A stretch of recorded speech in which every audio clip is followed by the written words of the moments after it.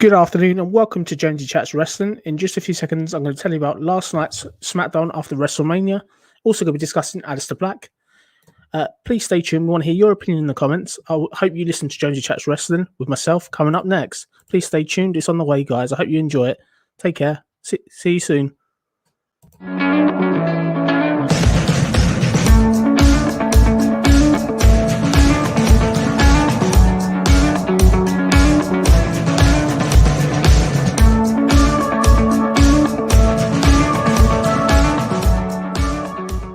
Hi, welcome back to Jonesy Chats Wrestling on YouTube. I'm George. In just a few seconds, we've got a fun show coming up discussing last night's Smackdown, also discussing Aleister Black. For anyone who's joined us first time today, new viewers and old, welcome. We hope you enjoy the show. Also, please give us a thumbs up and subscribe to the channel for all that good stuff. Please do support what we're trying to do here at Jonesy Chats Wrestling. But without further ado, let's get into last night's Smackdown. Obviously, last night's Smackdown coming off a rather epic WrestleMania. It was a great kind of WrestleMania over the weekend. Not so good Raw. We had a fairly solid NXT in the week as well. So this was a really interesting show kind of going into it. We had obviously a lot of anticipation where we'd get debuts and stuff like that. Roman Reigns clearly retained the title at WrestleMania, which was a big win. We've got a new SmackDown Women's Champion in Bianca Belair as well. And it would be really kind of interesting to see what kind of would happen. So let's go into the show then. So the show obviously starts up. We're in the new location. We're in the Yulin Center. And it starts up with Roman Reigns. We've got a strong Roman Reigns promo. It did go on for quite a long time. It ends up with him saying how great he is, how he's bringing new fans to SmackDown and stuff like that. We get Cesaro there coming out and interrupting him. It ends up with them sort of squaring up. Roman Reigns basically dismisses Cesaro like he's a small man, which is quite interesting to see. A really, really interesting dynamic. What you want from WWE, or me personally, what I want from WWE is after a pay-per-view, you want to know who Roman's next challenger is. That's the first thing you want to kind of see. That's what I think personally. The first thing you want to see is what the next challenge is to Roman. So obviously we had this strong promo. Roman Reigns is always such a good talker as well. So I really kind of enjoyed this promo. I think it was really, really good. And the fact you're following up on Cesaro's big win over Seth Rollins at WrestleMania as well. Very, very interesting. We then obviously had this backstage scene. We get Cesaro walking up to Adam Pearce and Sonya Deville. Cesaro says he wants to match with Roman Reigns, but the title doesn't need to be put on the line. Adam Pearce looks like he's about to authorize it. Sonya says she then speaks to Paul Heyman to get it authorized. Yeah, interesting sort of segment. There was real tension there between Sonya Deville and Adam Pearce. They're really sort of building something up there, it seems. It's almost like Adam Pearce wanted to speak and then Sonya overrode him again, which was really kind of interesting to see. I enjoyed this. I think this is further carrying on the first angle we saw. We then obviously had our first match of the night. This one's been building for a while. It was Otis with Chad Gable, the Alpha Academy, facing Rey Mysterio with Dominic Mysterio. So following the SmackDown WrestleMania Tag Team 4-Way, this has obviously been building for a while. Really, really interesting match. Otis dominated most of the match. There was a lot of this big man versus small man offense. But crucially, Rey Mysterio picks up the win. They really are picking up Rey Mysterio as this big baby face. They really want the Mysterios to go over as big baby faces, it seems. This definitely was different to the trend we had where Otis continually destroyed Rey Mysterio weeks on weeks a couple of months ago. And I really kind of enjoyed this. I thought this was a really, really sort of solid match. It's a great big man versus little man match. Crucially, Rey Mysterio gets the win. My only concern with this is how Otis recovers. If they book Otis to lose all the time, he's not really going to be too good at this, if that makes sense. I think he shouldn't be losing all the time. And they've got to do something with the guy. I think the tandem with Chad Gable and Otis works really, really well. I just hope that they can push Otis well, because obviously when he had the Money in the Bank briefcase and he was so over last year, they've never really gotten back to that, although there's been some great work with Chad Gable. I think the most important thing about this is giving Chad Gable something to do, which is great. I want to see more of Chad Gable do stuff because he's the talented one here. But I think this is leading somewhere. I think potentially we could get this match again, probably in a tag team format, because this is the way they're going. And maybe we're going to get the Dirty Dogs challengers out of this feud, if that makes sense. Going into the next segment we had. So we then obviously had Paul Heyman, Kayla Braxton segment. Interesting enough, Paul Heyman brushed off sort of Kayla Braxton, dropped some great one-liners on Edge and Daniel Bryan. Really, really interesting, basically. All this was a segment basically to announce that it's not going to be Roman Reigns and Cesaro in the main event.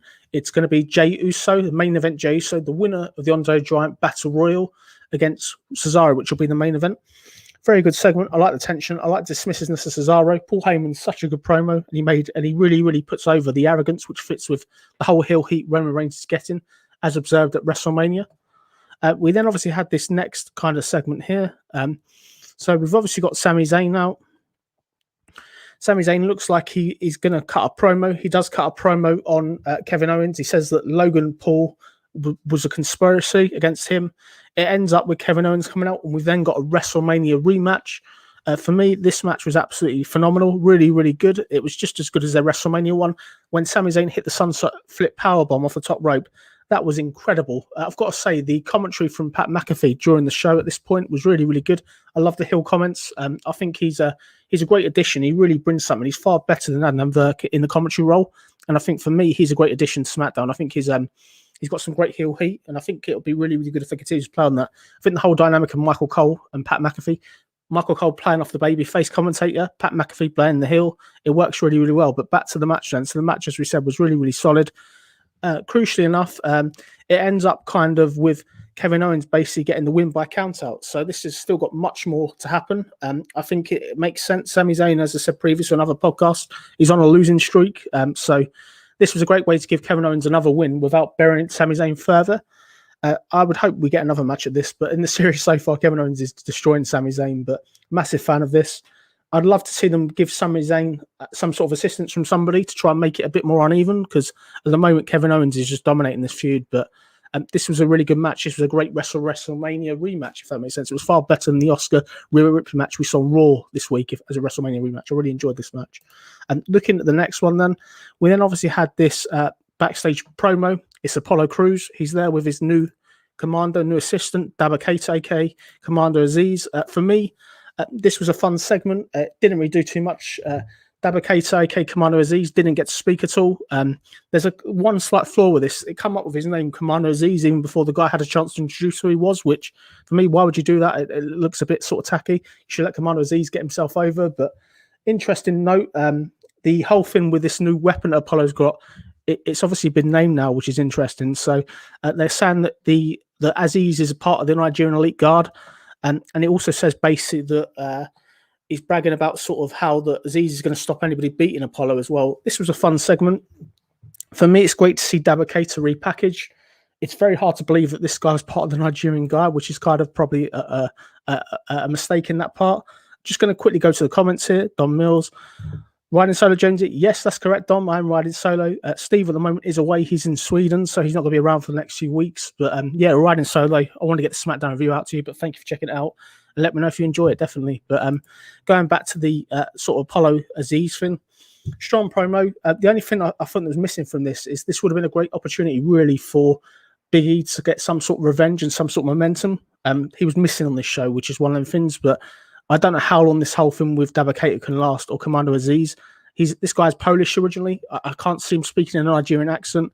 And I think for me, I don't know how believable it is, but interesting sort of combo. Looking forward to see what they do with this. But more importantly, on a positive, it's great to see Apollo with that Intercontinental title. He's going to be a great Intercontinental champion, I think. We then obviously had this Bianca Belair Championship celebration. We get this sort of out with the Street Profits as well. This was okay. This was very much the same as the end of WrestleMania, where we've got sort of just a celebration, a big bigging up of Bianca Belair. For me, the issue I've got with this is there was no heel heat from anybody in this segment. This is where you get Bianca Belair's next challenger should be coming out. This is where Bayley should have come out. This is where Sasha should have come out. There was nothing like that. It was very much Bianca's great. Although backstage after, we did get Sasha Banks not being able to speak because she's so angry she lost the belt. We did get a fun segment later with Bayley also challenging Bianca Belair as well. For me, interested to see where this goes. Are we going to get a triple threat match at WrestleMania Backlash? If so, that's going to be a fun match. I think that would be really, really good. That's the way you go. It's not very clear from this episode of SmackDown where Bianca Belair's next challenger is. And I just think it missed this. I think that's one of the things on this show they missed. We didn't really get anybody attack any of the champions, if that makes sense, to build up a next match at the pay-per-view. WrestleMania Backlash, that didn't happen at all. Crucially, though, with this, we've obviously got sort of Bianca Belair. Now, one thing I would say of note, there was no Io Shirai on this show, which I was disappointed. I would love to see Io Shirai here. Very much with the coronavirus and all this stuff going on at the moment, there's a real reluctance to send NXT talent over to SmackDown, it seems, or to Raw. We've had nobody from NXT on this show at all, which was a bit unusual, really. I thought we would have got at least a Finn Balor, maybe Io Shirai or something like that, but maybe they're doing a slow stagger, if that makes sense. Going to go to the comments here. I've got a great one here from Dom. Lots of big names missing on the Mania card. What's that about? Very good point. I think the thing with it, it's a staggered approach. They obviously had limited time to fill. They want to build core angles, but Yeah, I don't know where Edge and Daniel Bryan were on this show. I know there might be selling injuries, but I agree there was none of them on the show, which kind of let us down really. But it was the same on Raw. You could say on Raw we had no AJ Styles, no Omos, no Riddle, no Sheamus. We did have Riddle, so we had no Sheamus. And it's just one of the things, a staggering approach. But I thought the show was good as a whole. Quickly going forward then with the next segment we had. We then obviously had this SmackDown Tag Team Championship, the Dirty Dogs facing Street Profits. This was okay, pretty solid for a tag match, but once again, the Dirty Dogs get the win. They are escaping as champions. I don't know how they're still champions. The Street Profits are kind of buried at this point. For me, this is okay. It's great to see the SmackDown Tag Team titles defended on TV. I'm really happy that they the belt's been defended. I don't really care who the champions are. I think it's a fairly good segment. I kind of enjoyed this match, but we've just got to see some competitive tag teams now challenge basically for this. I'm going to quickly kind of go to the next segment as well here. So we had this Natalya versus Shayna Baszler match. This was okay. Nothing really happened. Interesting note, there's no Reginald again this week. Something's obviously going on there, we believe. I don't really know kind of what it is, but this guy was so prevalent building up to WrestleMania. He was there all the time when they went on the shopping trips. He was there in the Bianca Belair, Sasha Banks feud. Something's gone on with this guy. I don't know whether there's injuries or whether there's COVID or something. I don't want to speculate. Hopefully it's not COVID. If it is, I hope he gets well. They need to get him back on TV. I can't believe I'm saying this. I'm actually missing Reginald. He's a funny act, and I think he really needs to be added to the Tag Team Champions. But all that happened in this match was Natalya got the win full. And it was an awful kind of match where it didn't really do anything. The roll-up was the finish, and I just think that's such a lazy way to finish. So we're going to get another tag match. I'm wondering whether this is going to be a tag match next week on SmackDown, where we get this Natalya Tamina match facing the Tag Team Champions. This will be a WrestleMania rematch again, which I don't know if I want to see it or not. We obviously had this Cesaro delivering UFO spot again from WrestleMania. This was prevalent throughout the show. By this point, it was a bit of an overkill. I was like, oh my God, you've shown it so many times. Please show something different. We then obviously had this main event then. So we've got this main event, which is Jey Uso versus Cesaro. This will be the first ever Jey Uso-Cesaro match as far as I'm aware. They haven't done this match before. I think Jey Uso's recent matches, he's obviously been beating or losing to people like Daniel Bryan, Edge generally. And he's obviously lost to Kevin Owens as well. So this was going to be a really, really good match. They wanted to keep both wrestlers strong coming out of this. They want to follow up Jey Uso winning the Andre Giant Battle Royal the week before. And they also want to keep Cesaro strong going into face Roman Reigns. This was a strong match. They got a lot of time. And for me, crucially, we end up with Seth Rollins coming out attacking Cesaro. So Cesaro wins by disqualification. Really big swerve there. I thought the Seth Rollins-Cesaro thing was done. Clearly not. We are going to be getting another match out of this. And what makes me ask is, who is Roman Reigns' next challenger at the pay-per-view? Is it going to be Edge? Is it going to be Daniel Bryan? None of that was confirmed on this show, which I think for me was a bit strange. Just going to quickly go to the comments here. I've got a good one here from Don Mills. So let me just go to that. Many rematches make WrestleMania itself feel less important, I think. 100% agree. I think they should be feud enders. WrestleMania in the old days was a feud ender. You'd go there and you wouldn't have generally the same match week after week, if that makes sense, or the month after month. I agree with you, Dom. The comment's great and it's spot on, really. So obviously the show ends. We end up with kind of Roman Reigns saying, or not Rollins, Rollins saying this isn't done, and that kind of ends the show, really. So I think we're going to probably get Rollins for Cesaro probably soon on SmackDown, and I hope we get Cesaro then at Roman Reigns at Backlash, I would hope. But for me, it was a good show. It was much more solid than Raw. They did a lot with the time they had. I think the crucial thing with it was there wasn't a lot of feud follow-up. That's the only thing I'd say. But there wasn't a lot built up from people getting any sort of momentum from the night before. But for me, solid show. I'm going to go 6 out of 10. I think it was okay. I enjoyed what I watched. I just think there was nothing really creative for kind of next week, which is one of them things, really. I think you need to build something for next week. Going to quickly kind of go forward then. So, interesting note this week broke. Aleister Black is returning to WWE. There are vignettes apparently being filmed with him returning, so he's not going to be released, unfortunately, with the rest of the wrestlers. So good on him. He's got some good talent. He's not been used right since coming up from NXT. And an interesting note, there was a vignette shown for Aleister Black on Instagram. So he's shown a vignette. I am going to play it back to you. I believe this is the one we've kind of got here on this one. So let me play it to you. This is Aleister Black's supposed return. I don't know if this is what it's going to be like, but I guess this is going to be the way the character goes. Tune in and I hope you enjoy it. Enjoy the clip.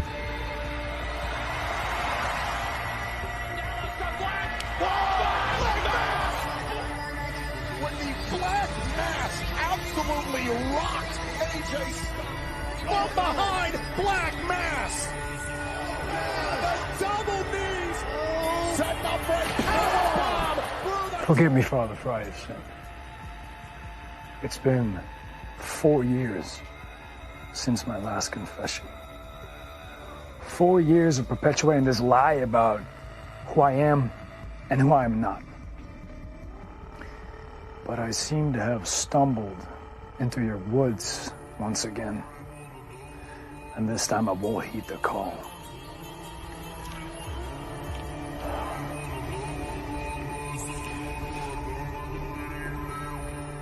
It is time to call the herd.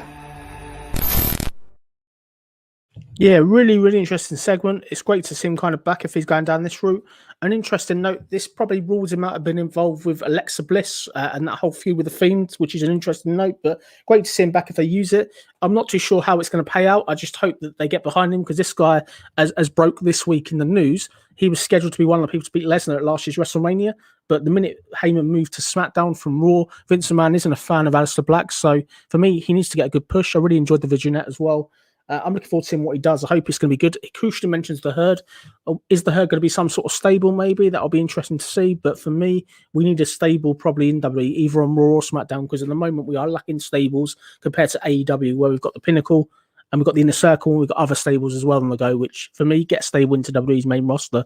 That's kind of been it from me from Jonesy Chats Wrestling. Just before we end the show, I have got one last bit of news which we can go over quickly. There's been a few announcements for Raw this coming Monday. We've got the Charlotte Flair versus Oscar match. For me, it's okay. This is probably a pay-per-view level match, so see what we do. I think crucially, Charlotte has to get the win here to carry on her great strong heel promo she did last week. We've also got a Drew McIntyre promo where he demands answers. This is just going to hint up to the match they're going to have at Backlash WrestleMania, which I'm not too excited about this. I think let's see what the continuity in the follow-up is with the Retribution guys attacking them last week. Let's see what builds up on that. And the crucial thing we've got a first-time ever match as well. We're going to have a Randy Orton versus Braun Strowman match, which is first time ever. Let's see what happens there. That'll be a fun match. I don't know which way it's going to go. Crucially, I think Braun's probably going to win this. They're pushing Braun, whereas Randy Orton, he did beat the Fiend, but you just never know what they're doing. That's kind of it in terms of Raw. This has obviously been Jonesy Chats Wrestling. Thank you very much for your comments. Thank you for tuning into the video. And as I said, please, if you've enjoyed the video, give us a thumbs up as you watch it. And I really hope you have yourself a good weekend. Enjoy the rest of Saturday. Stay safe. Be well. Thank you all for the support. And please subscribe if you haven't. That's it from here. I want to thank you all for watching and enjoy the rest of your day. Take care.